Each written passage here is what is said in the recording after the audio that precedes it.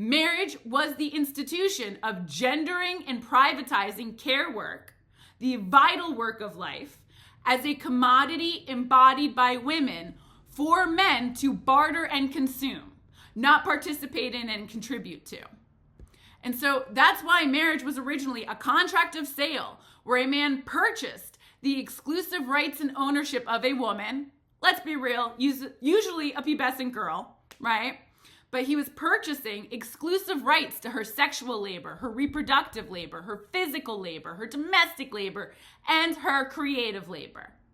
So marriage was created to ensure every man could buy a woman as property, not compete and develop his skills and strength to be chosen to pass on his genes.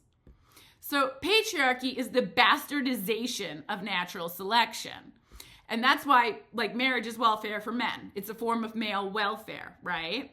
And it's a form of social death and social slavery for women, enforced breeding. That's the legacy there.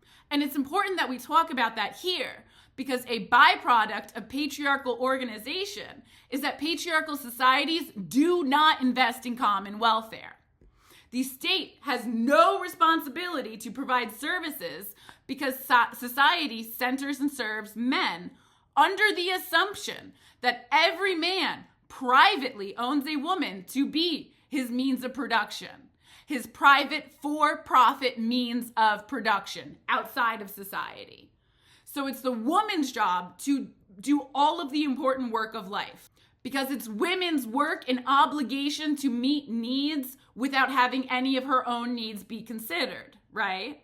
It is her job to create life, to meet all of the needs of life, and to create quality of life without compensation, reciprocal care, or any social investment, or even an ounce of goddamn respect.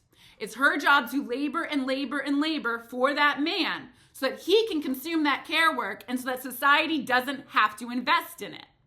It's women's job to subsidize men, to subsidize the state as enslaved laborers, not social participants who are considered and served by society. So when you have this pool of non-social private labor, for-profit labor embodied by women, well, yeah, then the state doesn't have to do shit.